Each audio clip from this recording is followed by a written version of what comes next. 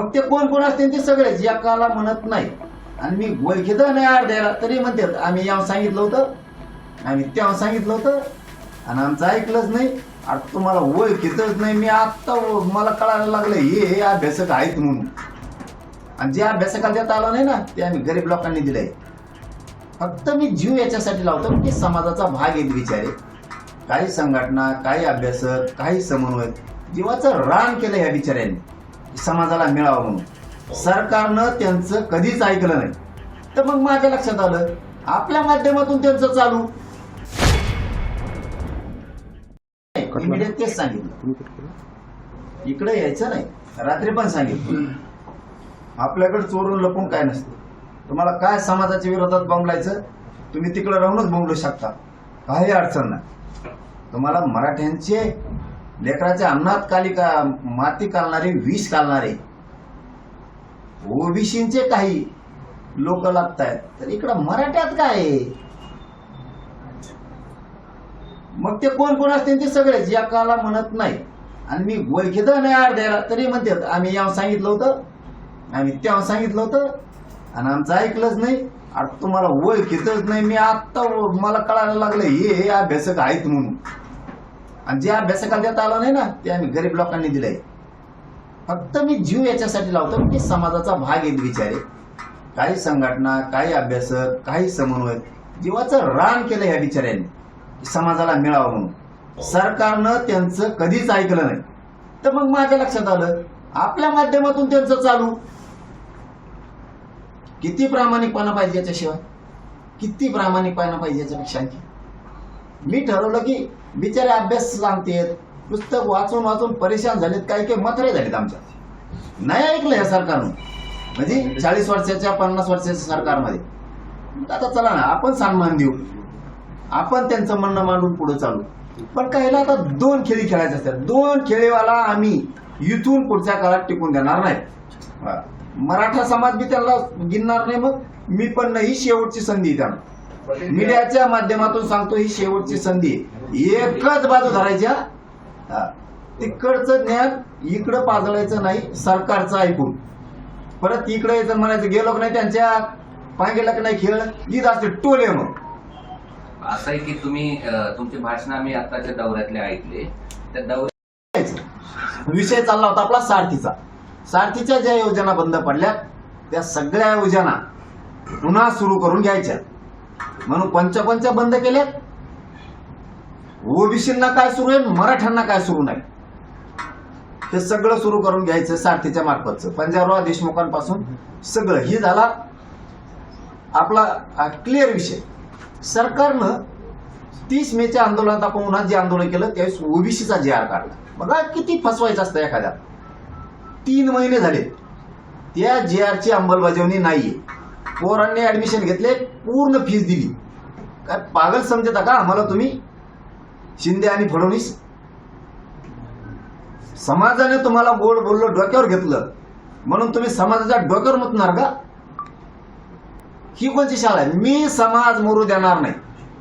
तुम्हाला राजकारणातून संपूर्ण समाज मरू द्यायला जाणार नाही. फीस पूर्ण घेतल्या. त्याच वेळेस सांगितलं होतं आम्ही फीस शाळावाले सगळे मागायले. तुम्ही हसन मुश्रीफ साहेबांच्या मंत्रालयाचं पत्र काढा, दादा भुसे साहेबांच्या मंत्रालयाचं पत्र काढा, चंद्रकांत दादा पाटलांच्या काढा, तुम्ही कृषी मधलं काढा, सगळे पत्र काढावं लागते. तुम्हाला ओबीसी मंत्रालयाचं पत्र काढावं लागेल. तेव्हा हे अधिकारी करते. तुम्ही राज्याअंतर्गत ऍडमिशन, देशांतर्गत ऍडमिशन घेतलेल्या पोरांना सुद्धा महाराष्ट्रातल्या पोरांनी तिकडे ऍडमिशन घेतल्यामुळे सवलती लागू होणार आहेत असं सांगितलं. केल्या लागू सवलती? तुम्ही सवलत लागू म्हणा आम्ही लय दिलं. अरे ज्यावेळेस तुम्ही दिलं आम्ही दिलंच म्हणलं. फडणवीस साहेबांनी एका शब्दांत दुखवलं नाही वर्षात, एकही शब्दांत दुखवलं नाही एकही. कारण आम्हाला वाटलं आता आमच्या समाजाचं कल्याण करायला काहीच करणार तुम्ही पुढं. तुमच्या स्वतःच्या मंत्रालयाचा काढला नाही तुम्ही. प्रताप सरनाईक साहेबांनी त्यांच्या बलिदान गेलेल्या कुटुंबासाठी JR काढला. उदय सामंत साहेबांनी त्यांच्या मंत्रालयाचा काढला, MIDCचा.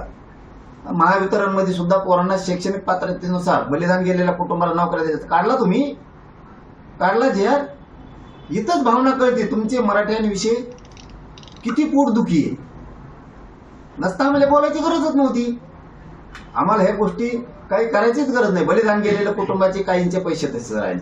काहींच्या नोकऱ्या आहेत. का बरं तुमचे अधिकारी सांगितलं नाही कलेक्टर ऑफिस मधून त्यांना की बाबा रे तुम्ही MIDC महावितरण मध्ये नोकऱ्याला अर्ज करा, तुम्ही ST महामंडळात अर्ज करा, आम्हाला सरकारच्या ऑर्डर आहेत की ताबडतोब यांना नोकरीवरती घ्या. केलं तुम्ही मला आंदोलन सुरू झाले की 6 महिन्यानं सांगितलेले महाराष्ट्रातल्या सगळ्या केसेस मागे घेतो. घेतल्या तुम्ही? अरे किती जीव घेणारे काय गरीब समाजाचा. खोटे नाट्य गुन्हे दाखल केले पोरांवरती. तू कशामुळे केले? आमच्याच महिलांवरती आमच्यावरती क्रूर हल्ला केला. पुन्हा त्या भानगडी नाही करायच्या. आता पुन्हा भानगडी नाही करायच्या.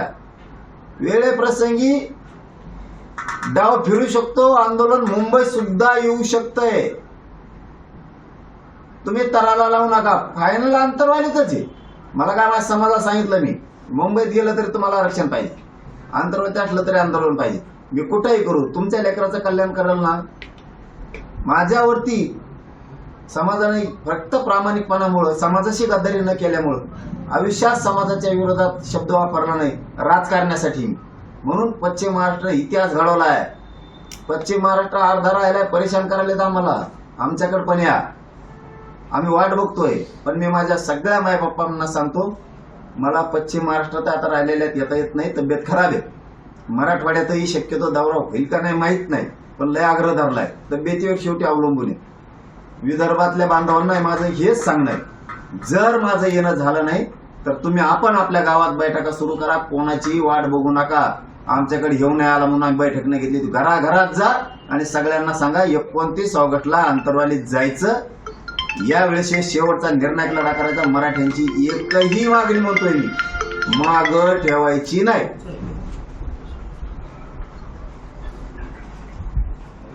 त्याचं सगळं खापर तुम्ही अभ्यासकावरच फोडलं. हो म्हणतेत आणि नंतर काय असं करतात. मग आज अभ्यासक कसं येतील असं जर तुम्ही त्यांच्यावर खापर फोडत असाल तर? आणि मग नाही म्हणत नाहीत कसे राहिला तुम्ही नाहीत कसं. मी सगळे सांगतो मी का खोटं बोलतो. मीडियाच्या समोर विचारतो मी कवावी सोडू का उपोषण. ते काय आहे, तुम्ही कंदुरी बघितलेली बोकडाची, बोकडाची कंदुरी. हे काय करते बघा, ते कापिणारा हे असतो खाटी, तो काय म्हणतो पाणी पाहिजे तो बोकडाला आणि म्हणतो कापू का. आता जेने चाललेलं आहे बोकड कापायला, तो म्हणतो हा कापेव ना पटकून. पाप कोणाला? जो कापेवर मानला त्याला. कापणाऱ्याला काही टेन्शन आहे का? तसं मी याला विचारतो ना दरबारीना, येईन केलं मग बकरा बळी. हे सांगत येत हा लई छान हो, 5000 होणे नाही. तेच म्हणते विश्वास ठेवता तुम्ही. मला गरीबाचं कल्याण करायचे. करा बाबा काहीतरी, पण विश्वासानं करा समाजाच्या. तुम्ही नेत्याकडे बी जाणार आणि इकडे बी येणार तर नेतेच ऐकून तुम्ही इकडे मग दूषित वातावरण होतं.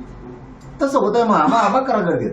मी प्रत्येक वेळेस विचारलं, आता विचारलं ह्या टायमाला सुद्धा की SOP आमकं तमकं बरोबर आहे का. एकदम बेस्ट आहे म्हणलं तुम्ही उपोषण सोडल्यावर माग उद्या मीडियाचं पुन्हा काढा.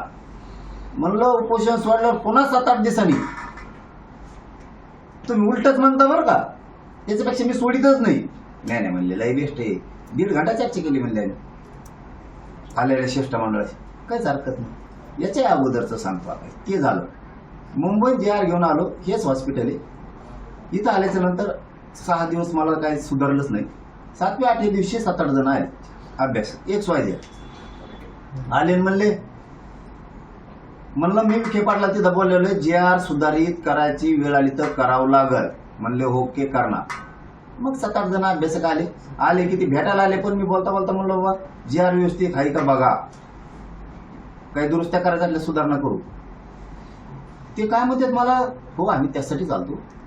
आता काय करायचं, आमच्याकडे मोठा सनदी अधिकारी मोठा, आणि त्यांनी JR पण काढलेले मंत्रालयात याच्या अगोदर, आणि बघा आयुक्त पण होते. आणि मला काही हरकत नाही ना. माझा तुमच्यावरती विश्वास नाही असं नाही. तुम्हाला जी बदल करायचं ती करा, काही म्हणणं नाही माझं. सुधारित करून घेऊ आपण. जावा मग म्हणलं जा. गेले सनदी अधिकारी 10-10:30 गेले सकाळी. मला वाटतं 7:45च्या टायमाला संध्याकाळी माघारी आहेत. ते म्हणले, साहेब म्हणले असा जी आर होणं नाही, मराठ्यांचं आयुष्याचं कल्याण झालं. छान. म्हणलं मग ठेवायचा का? आणि बोलायचंच नाही शब्द. माझं साक्ष झाले का तेच अभ्यासक 6 त्यातले. आता तेच म्हणजे तेव्हा झालं आणि तेव्हा झालं. सनदी अधिकारी तुमचाच. इथं आल्यावर मला नाव सांगितलं, जो तर नाही सांगितलं. प्रश्न तोच आहे ना की तुम्ही सगळ्या अभ्यासकांना बोलवता आणि परत त्यांच्यावरच खापर फोडवता. आता येत आहे. येतील का? आमचं म्हणणं हे आहे की अभ्यासक मी येतील का? थोडी तो आणि का? याला दुसरा जोडून प्रश्न असा आहे की आता आलेले अभ्यासक वेगळे असते तर सोडायच्या वेळेला आलेले अभ्यासक वेगळे असते. आता मी तरी काय करू? ते तर घरी जाऊन झोपते. बायकोचा फोन आला, पोरगा शाळा सोडायचं होतं, पोचाचा वासन घ्यायचा होता, आणि मग काय तर राव. मग मी मारतो झकीकडे, उपोषणाला बसतो, रक्त जाळीतो, जीव जाळीतो, आणि टायमाला ती कुठेतरी निघून गेले असते. फीस भरायची, नामकाच करायचं, यावंच नेऊन सोडायचं, आणि त्याचं दुखत होतं म्हणून दवाखान्यातच गेलतो.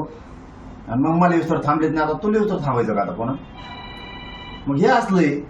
खरं बोललं की सख्या आईला राग येतो तसं खेळी आता येऊ.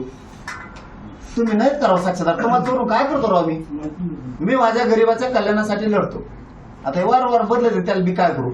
काय अभ्यासकात सांगितलं नाही तुम्हाला? जीव चालला राव त्यांचा. शपथ सांगतो, जीव चालला अक्षरशः समाजाला मिळावं.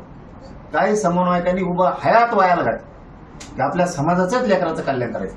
कित्येक तरी संघटनेत आमच्यात की उभ्या हयात रस्त्यावर आहेत समाजाला मिळावं. पाटील, एक चर्चा यावेळेस अशी आहे, देवेंद्र फडणवीसचं टार्गेट तुमचे नेहमीच राहिलेले आहे. मात्र यंदा लिस्ट वाढलेली आहे. एकनाथ शिंदे झालेले, आता संजय शिरसाट झाले, आणि खास करून बावनकुळेंबाबत तुम्ही खूप पर्सनल लेवलवर जाऊन टीका करतायत, अशा पद्धतीचं बोललं जातं. त्यांनी पर्सनल वाटोळ केला आमचा समाज, म्हणून पर्सनलवर जाणार. त्या माणसाबद्दल ते शब्द आहेत माझे. या माणसाला जर फोन लावला तर 4 मिनिटं सुद्धा लागून देत नाही समोरच्याचं काम करायला. शक्तीपीठ महामार्गात त्याचा अनुभव आहे मला, म्हणून बोललो. तोच माणूस पर्सनल वाटोळ करायला लागला आमच्या जातीचं. त्यांना जातीवाद करायची अजिबात गरज नव्हती. मराठ्यांवर अन्याय करायची अजिबात गरज नव्हती. अजिबात काही संबंध नाही त्यांचा आमच्याशी. आमच्या व्हॅलिटी रद्द करायचा काय अधिकार नाही. आणि मी समाजाचा आहे. तुम्ही जे म्हणलात ना, यावेळेस शिंदे साहेब सुद्धा बोलले, जे चुकला ते मी सोडणार. माझ्या जातीला पेक्षा मी कोणालाच मानत नाही मोठं. ते भलं जी किंमत मोजायची आहे ती वेळी. यांनी लयच समाजाला बोलल्यामुळं, फडणवीसांना आणि शिंदेना बोलल्यामुळे यांना लयच लागला असेल. आणि हे जर जास्त वाटोळ करणार राहतील मराठीचं, तर आम्ही यांचं राजकारणात पुरं वाटोळ करून टाकणार. आमचं वाटोळ तर आम्ही यांचं सुद्धा वाटोळ करणार. यांना वाटतं सत्ता आमच्या हातात आहे, घेऊन लयच बोलला ना, आता प्रमाणपत्र रद्द करायचे, मराठीचे प्रमाणपत्र द्यायचे नाही. ही जर खुन्नस तुम्ही धरली, की आम्ही खुन्नस धरली, तुमचा एक बी नाही होऊन द्यायचा. भले मग ते दुसरे ओबीसीचे कुणाचे आले तरी चालते. मग ते पण तुम्ही दोघं ध्यानात ठेवा. ते तुम्ही आतापर्यंत अनेक GR काढून आले. आज संभाजीनगरमध्ये जे उपोषणाला बसले त्यांचं एक आंदोलन आहे. आतापर्यंत जे GR मिळाले त्याची ती होळी करणार आहे आणि आमची कशी फसवणूक झाली असा आरोप आहे. चला पुढे घ्या. तुमच्या आंदोलनानंतर अनेक ओबीसी संघटनाही आंदोलन करण्याच्या ह्याच्यात आहे. घोषणा झाली आंदोलनाची, त्याबाबत काय झालं? ओबीसी पण आंदोलन करणार आहे तुमच्या त्यांना काय आंदोलनाला. धंदा आहे? नेते ओबीसी नाही. ओबीसी नाही, नेते फक्त नेते. ओबीसी नाही बिचारा. आम्ही बळच कधी धनगरांना दुखवलेलं नाही. लेकरं गरिबांचे कल्याण झालं पाहिजे ना. मायक्रो ओबीसीला दुखवलं ना, बंजारा समाजाला दुखवलं ना, आदिवासी समाजाला दुखवलं ना, आम्ही कुठल्याच समाजाला दुखवलंय. मग कोणालाच. यांना यांच्या राजकीय पोळ्या ओबीसीच्या जीवावर भाजायच्या. हेच आंदोलन जर धनगर समाजाला एसटी आरक्षण मिळवण्यासाठी जर केलं असतं ना, आज गरिबांच्या लेकरांचं आयुष्याचं कल्याण झालं असतं. तिथं ताकद लावा. ही इकडे ताकद लावून तुमचा काही उपयोग नाही. मी पुरी ताकद तुमची वायाला घालणार आहे. असा एक वर्ग आहे ग्रामीण महाराष्ट्रात ओबीसी मध्ये. गरीब लेकरांच्या मराठ्यांच्या जर नोंदी सापडल्या असल्या तर गरिबांच्या मराठ्यांच्या लेकराचं कल्याण झालं पाहिजे. इतकी साफ नियत आजही ग्रामीण भागातल्या ओबीसी मध्ये. आज पण एकदम साफ नियती त्यांची की अजिबात मराठ्यांच्या विरोधात नाही जायचं. गरिबांचे लेकर आहेत, कल्याण होऊ द्या. आपल्या लेकराचं कल्याण झालं ना, तसं त्यांचंही होऊ द्या. त्यांच्या नोंदी सापडल्या. मुद्दाम मोगम इकत भांडण घ्यायचं नाही, मराठ्यांना विरोध करायचा नाही. इतका स्वच्छ आणि प्रामाणिक आजही गावखेड्यात ग्रामीण महाराष्ट्रात ओबीसी समाज आहे. आजही आम्ही दोघं एकमेकात हसतोय खेळतोय, हे सत्य आहे. आता काय नेते आणि ते बी काय ओबीसी नाही, ठराविक जातीचे आहेत.